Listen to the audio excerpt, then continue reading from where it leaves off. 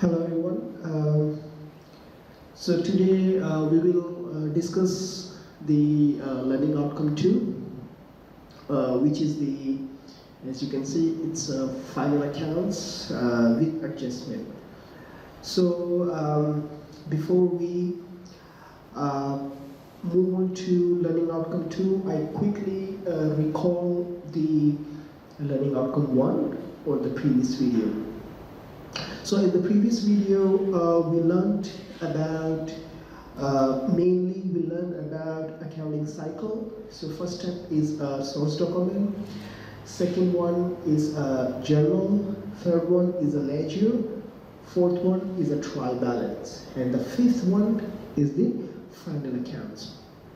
In the previous lecture, you learned that how we make journal entries, then how we transfer journal entries to the ledger or T accounts, and then after T accounts, how we prepare trial balance and why we prepare trial balance. So I repeat, the purpose of the trial balance is to check whether there is any kind of arithmetical mistakes or any kinds of mathematical mistakes.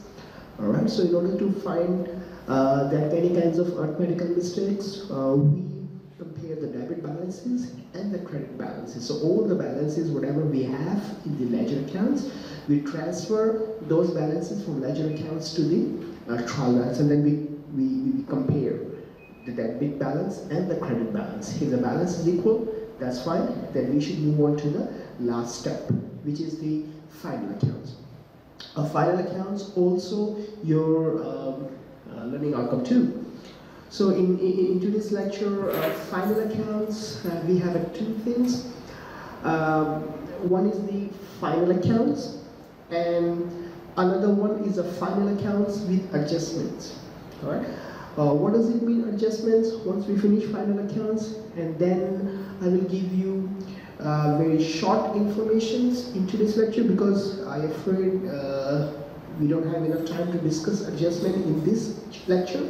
But sure, for next video, we will discuss about adjustments. All right. So let's start with the final account.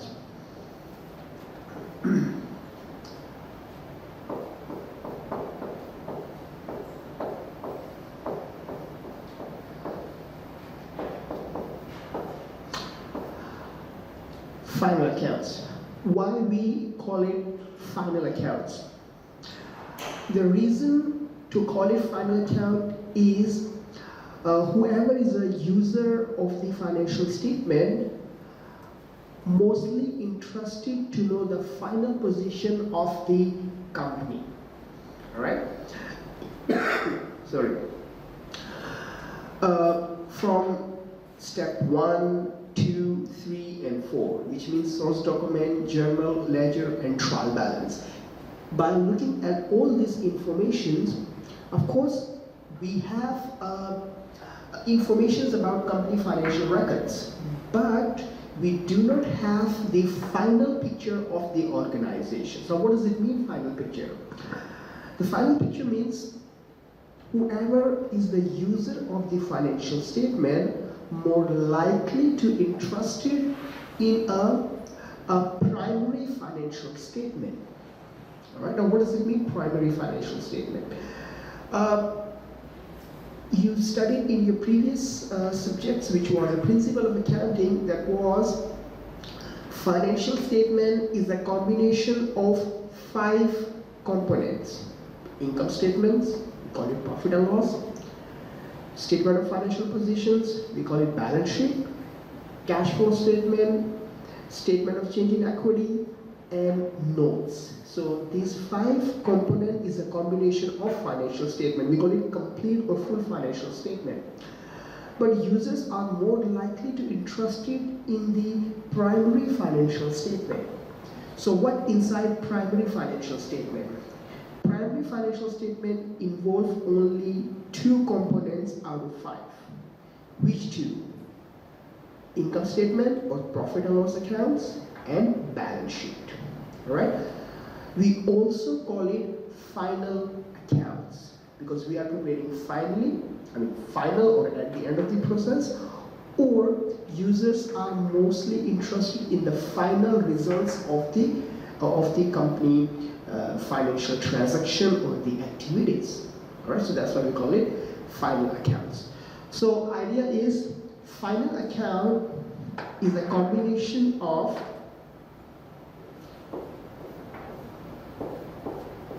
two accounts. One is a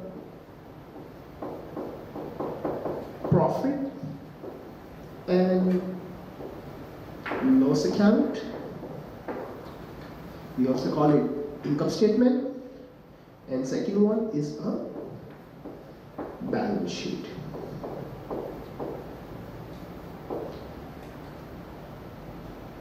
All right. What profit and loss accounts provide us? Of course, profit is giving the information about profit and loss. And how we calculate profit and loss?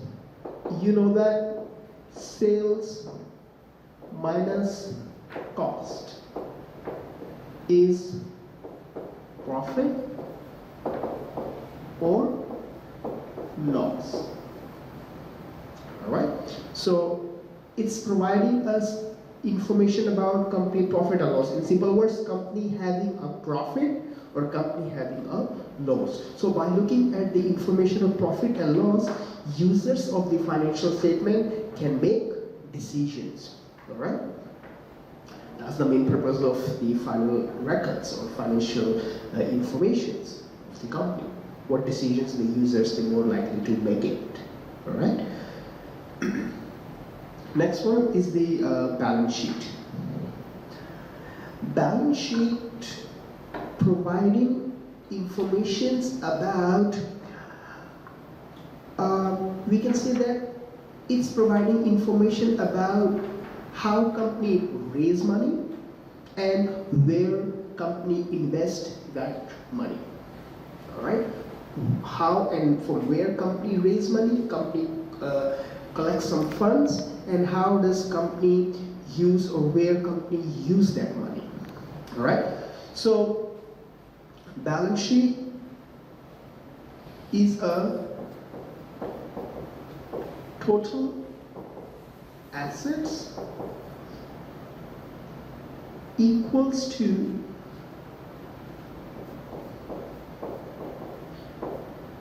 total liabilities plus shareholders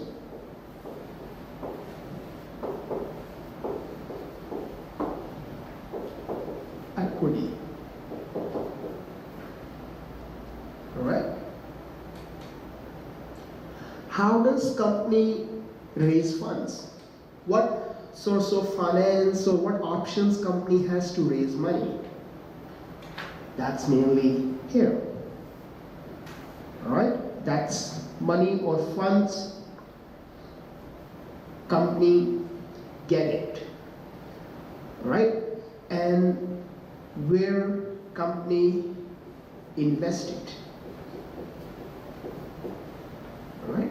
Where company invest that funds. Company raise $10 and where company use that $10. All right, where company invest that $10. That's the balance sheet. Now the question is, why we call it balance sheet? All right, you can see the reason to call it balance sheet is a balance between two kinds of informations. All right, balance.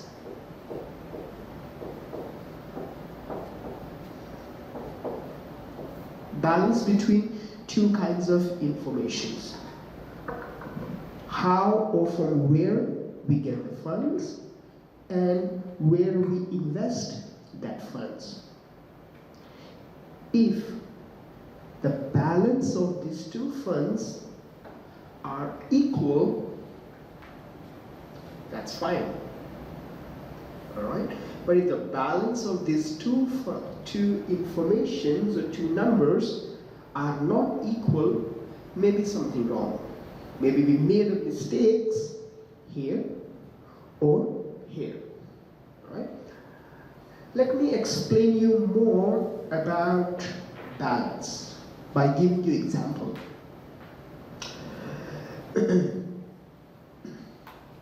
For example, your parents, they give you $100. Go for grocery shopping, all right? So you got the funds, all right? You got the funds, you got the money. Now you're gonna spend that money. Spend means invest it. Means they give you $100 here, right? They give you $100 here, all right? So let's say that's equity, right? And total liability is nothing, for example, because that's your parents' money. They didn't borrow that $100 because that's not much money, so they have to borrow. So let's say that money comes from your parents. So liability is 0. So it means total this side is 100, right? So they ask you to go for shopping, go to invest, right? Means spend that money. So you go to supermarkets, you bought various things, you bought fruits, vegetables, meats, so on. Alright? So when you reach home and then you return all the groceries to your parents, alright? And they ask how much? They look at the bill, and bill says that $90. Alright? And you show the bill, and you said, that's the bill I spent, and that's the money that you give it to me, $100. That's this is the bill for $100. So now your parents will ask you that we gave you $100, but you did shopping for $90. Where is $10 left? So if you show them that here is a $10 cash, alright? So we say $10 is cash. If you show that, so $90 for grocery, alright? $90 grocery, $10 cash, balance, equal. No problem. But if you do not tell them where is $10, or you try to hide that $10, which means, of course, balance will not be equal, right? Balance will not be equal. So which means something wrong, because they give you $100, but your records, means your receipts, shows only $90. So where is $10? Right? So there is a mistake. Maybe you do not want to give them $10, you want to keep it, you think that's your pocket money, or you on the way come home, you lose that money, which is not good too, right? Or when you give $100 and then the seller forgot to return to you $10, something wrong. Means either you do not want to return that $10 back to your parents, or you lost on the way, or you didn't get it back from the grocery store. So if all these things happen, which is not good, all right? So that's why always the balance between fund and the investment will be always equal. If it's not, something wrong, and which is not good for the business. All right? That's the ideas behind balance sheet. That's why we call it balance sheet. Balance must be equal. Okay, so that's the very, very, very basic picture about the final accounts. All right, why we prepare. All right, and what kind of accounts we prepare. So final accounts cover profit and loss accounts and balance sheet. But of course, profit and loss involves two kinds of profit. One is a gross profit, right, and net profit, right?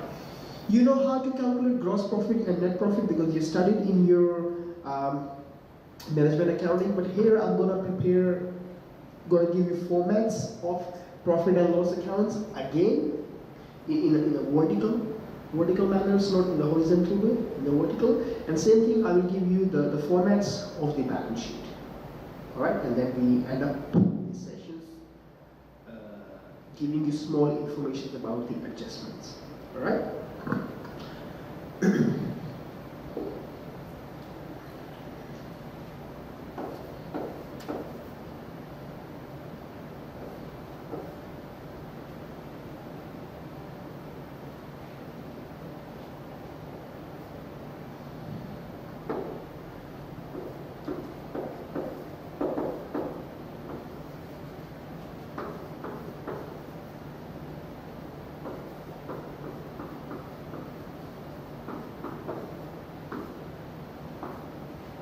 Profit and loss account.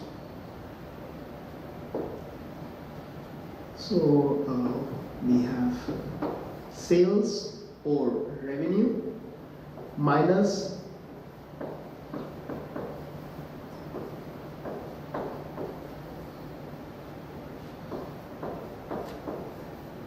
cost of goods sold.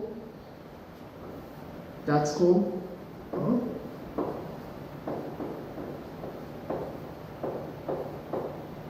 gross profit minus non-manufacturing cost, right? Or maybe indirect cost. But here, let's say non-manufacturing cost because indirect costs also cover here indirect manufacturing cost. All right. So non-manufacturing cost. All right, or operating cost. Then we got net profit before. All right. Then some other non-operating expenses. All right, such as interest, tax, and dividend. And that's dividend for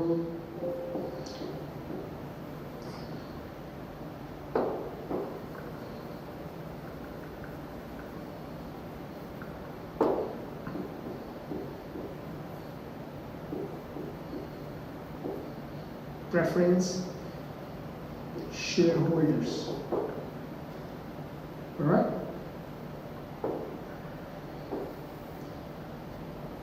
Minus, so that's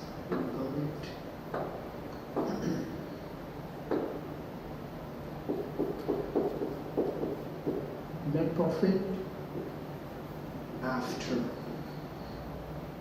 minus dividend, and that's dividend for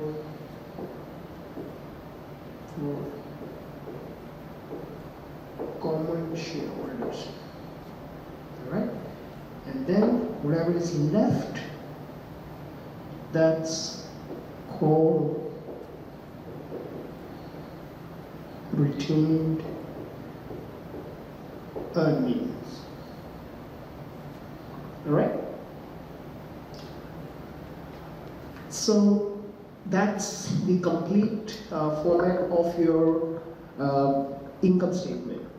All right. So give a quick glance over the manufacturing, non-manufacturing, and non-operating cost. Right. So start with the cost of goods sold.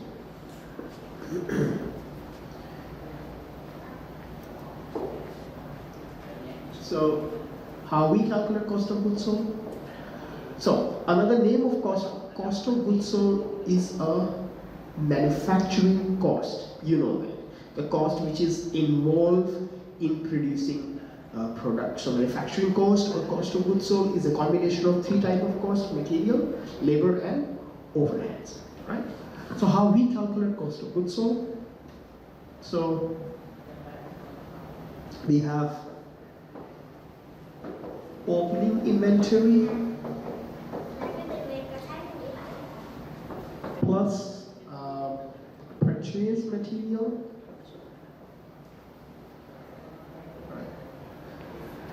and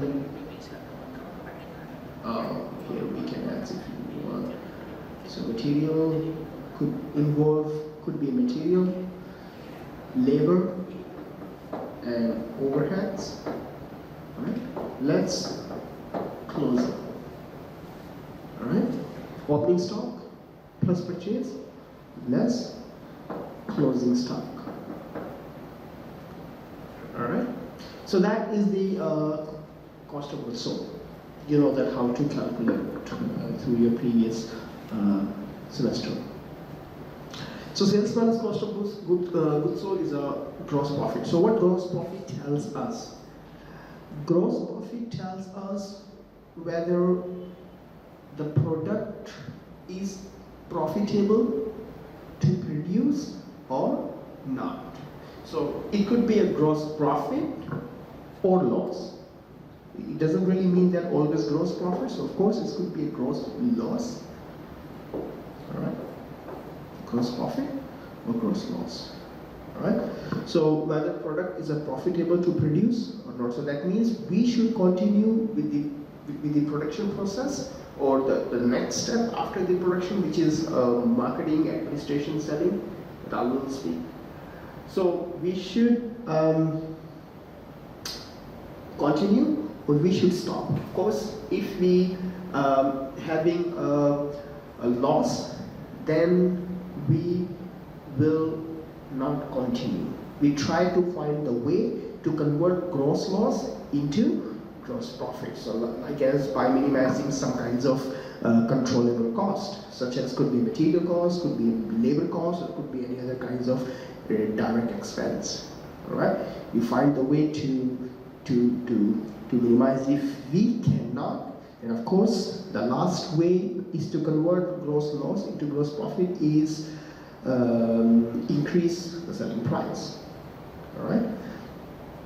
Anyway, so all these kind of things is more about decision making process, which is more part of the management accounting instead of financial accounting, because financial accounting is accountant not involved in any kinds of decision making process, whether we should use or no, and so on.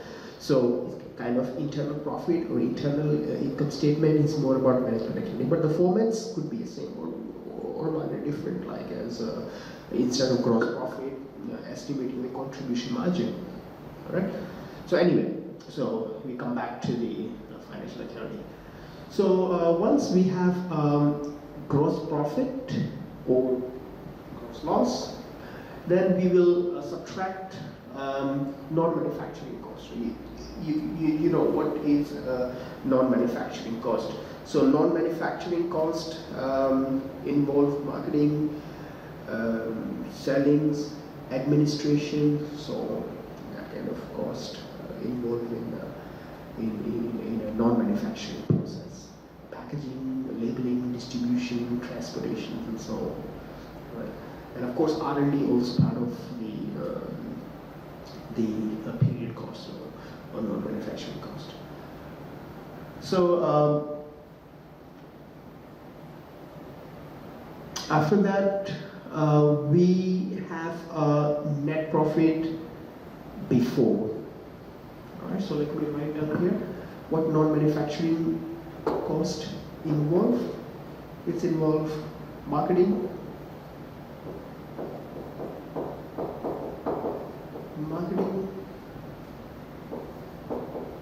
advertising, administrations,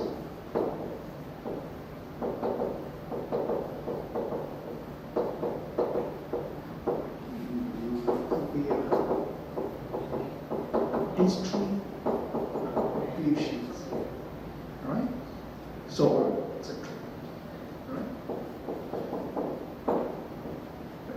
So these kinds of costs are non-manufacturing cost.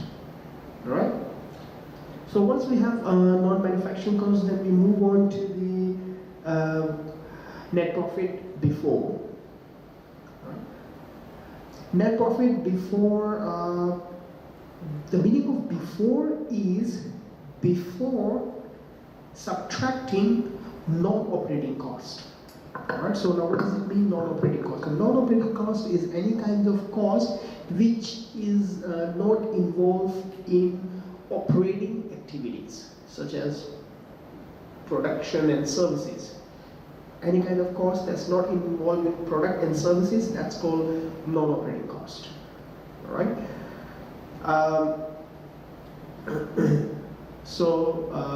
Before interest, tax, and dividends. So interest, tax, and dividends are non-operating costs. Another name of net profit before, we also call it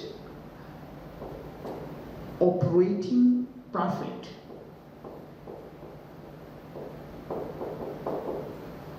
Operating profit. So operating profit means sales minus manufacturing and non-manufacturing, or sales minus production and period cost. It's called operating profit or net profit before. All right? Okay. So once we have operating profit, then we're going to subtract non-operating cost, as I said.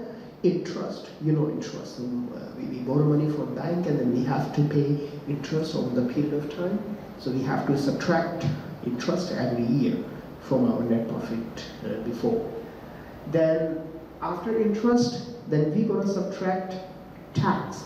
Always remember, we follow the order of subtracting these non-operating costs.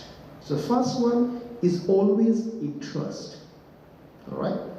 So they have a kind of primary claims for the company profit. So the banks, they have a primary claims.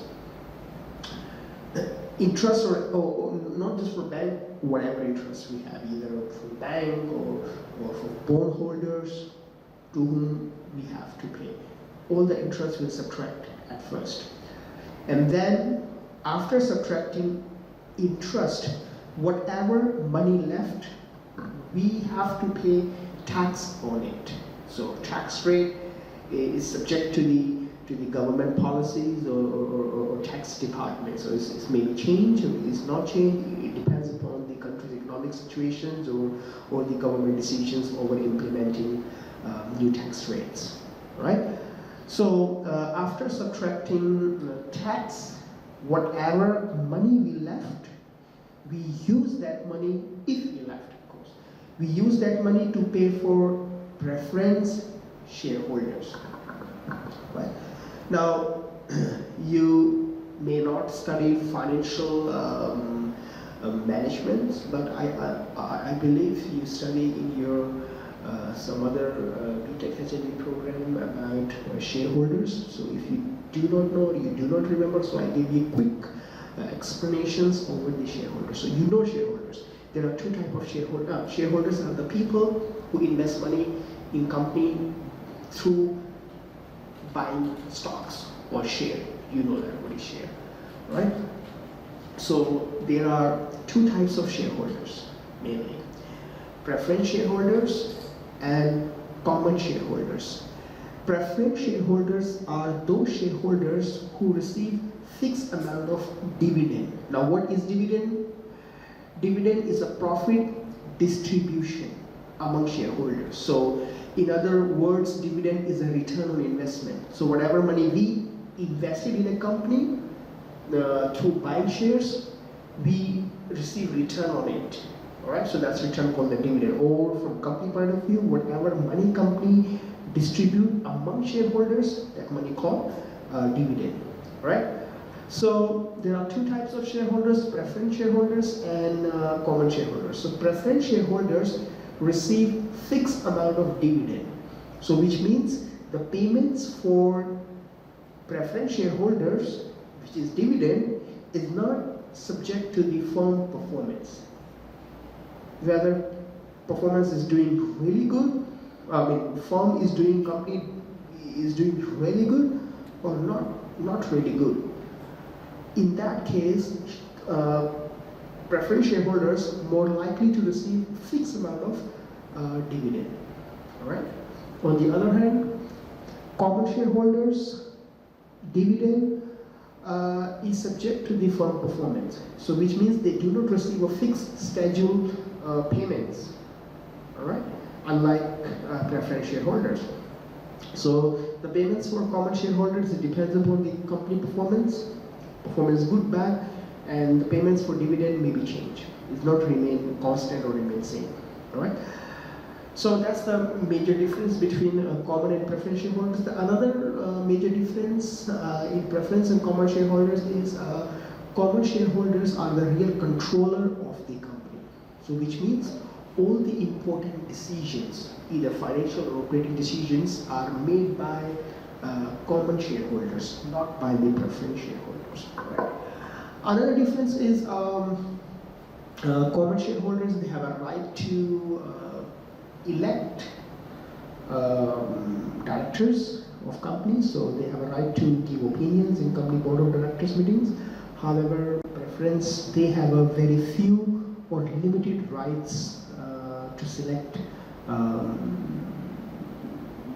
to elect the directors, right? So I think that's enough for you to understand the difference between preference and the common. And of course, as you can see, the name preference means priorities. We always give them priorities at the time of dividend distribution. So means when companies start paying dividend to shareholders, preference shareholders always receive money at first. All right. So that's the another difference between preference and the common shareholders. All right. So we always subtract, right? So I will say 3A. So means we will pay as a dividend to the preference shareholders, and then after subtracting these interest, tax, and dividend, whatever money left, we call it net profit after. So another name of net profit after is a net income. All right, net income. All right, after means after subtracting these three numbers. All right. So net profit after, we also call it net income. So it's called operating income, gross income, and net income. All right, net income is net profit after.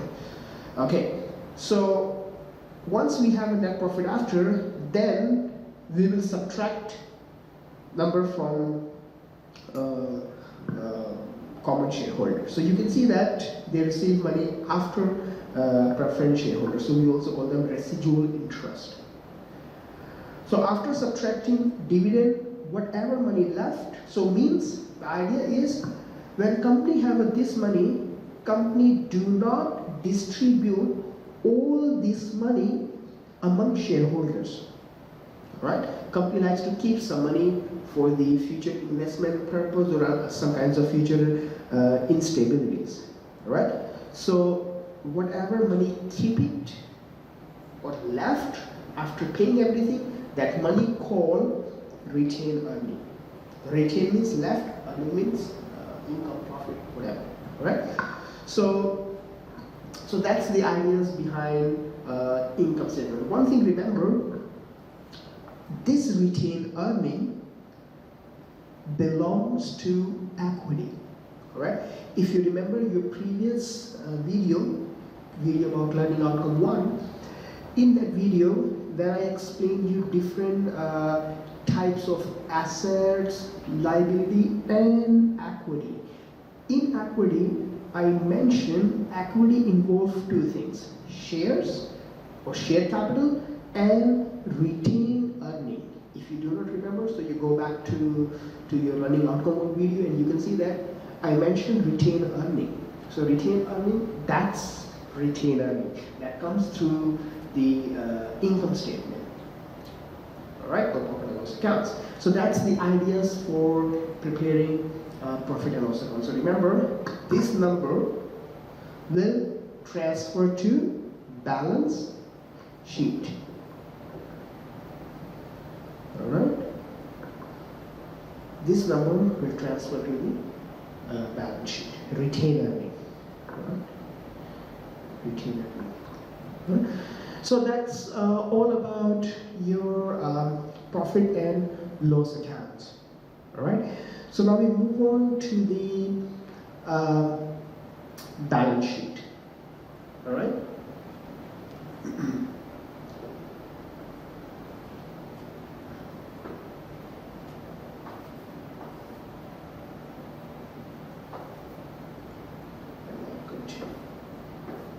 So I write down here balance sheet.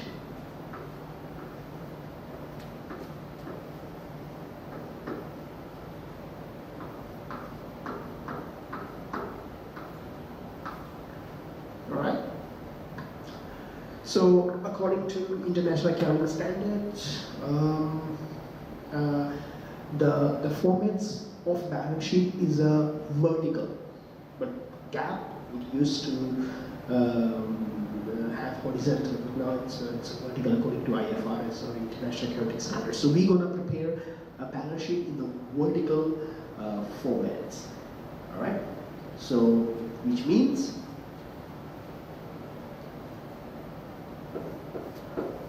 total assets, which is here, and total liability and shareholder equity. Alright? And remember, this and this number must be equal. Alright? So, but I explained before in the this is vertical manner, right? So, but you can write it horizontally, and we prepare balance sheet in horizontal formats. So, total assets, total liability, and equity. All right, but remember, balance must be equal, right? Like as I explained before. Right? So remember that. So now I'm going to show you formats. You know the item inside total assets, total liability, and shareholders' equity. I may not write everything, right? Because you know what inside total assets. Total assets involve current assets and non-current assets. Current assets include cash, accounts receivable, prepaid expense, and closing inventories. And non-current assets involve machine, plants, car, vehicles, and so on. Right? So, so start with the total assets. Total assets. Of course, you title balance sheet as on the dates of the balance sheet, which is of course at the end of the period, at the end of the year. All right. So total assets. So total assets. We start with the current assets. So we start with the current assets. So current assets involve cash, accounts receivable, but you have to write cash, account receivable, and so on. Cash, account receivable, inventory, etc. Alright? So that is your current assets. Alright? And then we have non non-current assets. Alright, non-current assets involve plant, machinery, land, building, furniture, vehicles, so on. Okay? So we got here. So now we got total assets, which means current plus non-current. Alright?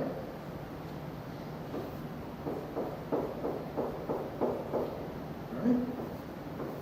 So that is the total assets. And then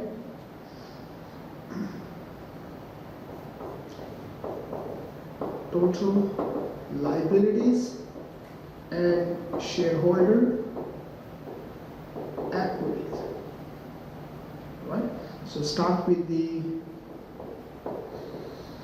total liabilities. In total liability we have current liability. You know, current liability involves accounts payable.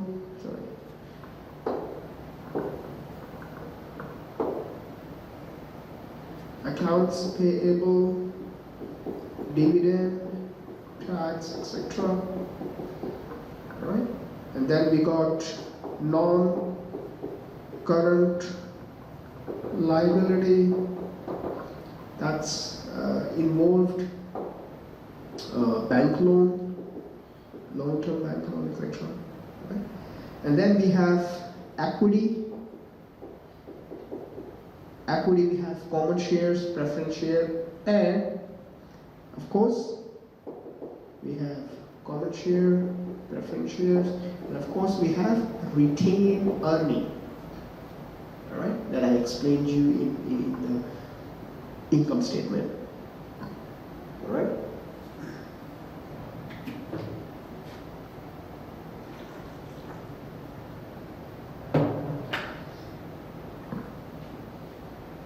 Now, total liability and shareholder equity. So let's see, we got some numbers here. Here. So we got 1, 2. So that's the balance of total liabilities and shareholders' equity, and of course, as I said, that this balance and this number must be equal, right? Which of course you don't have to draw to show it's equal, but by looking at this and this number, yes, we can understand the balance is equal, everything is fine. If it's not equal, and of course then we have to go back and check all the kinds of information that is given in the records or in your questions, and then we need to do that. Alright? So that's all about your information about only final accounts. Alright? This information is about only final account. Alright? So I write down here only. Only means without adjustments. Without adjustment. Without adjustment. Now, what does it mean with adjustments? Alright, so without adjustment means nothing adjusted here. Now, what does it mean, nothing adjusted here? So let me give you small informations about what does it mean adjustment, and then in the next session or in next video I will explain you more detail about how we adjust in our final accounts. Alright, so let me write down here. So yeah, let me write down here is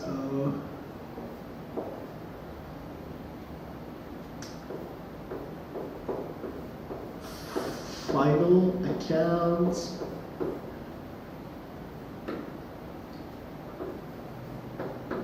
with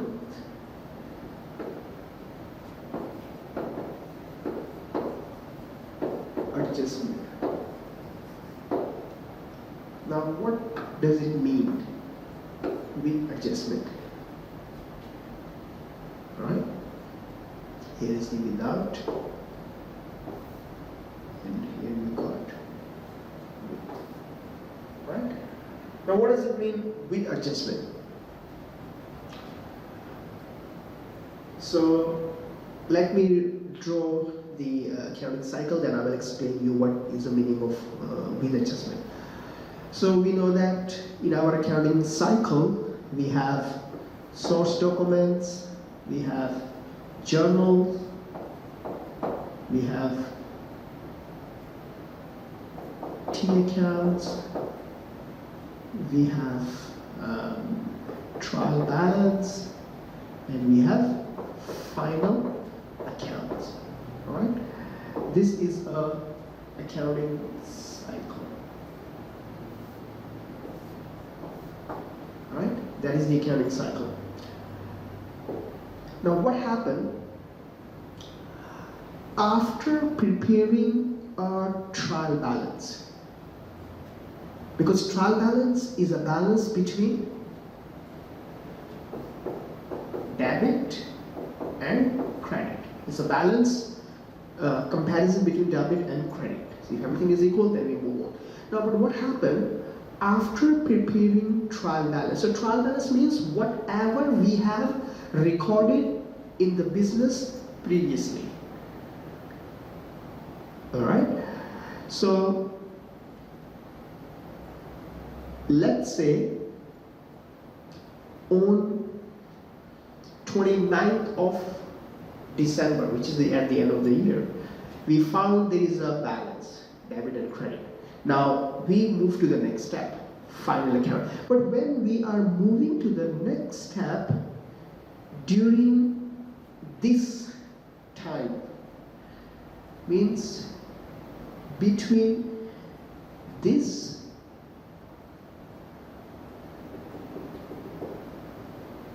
to this is a time. After trial balance, we're going to prepare final accounts.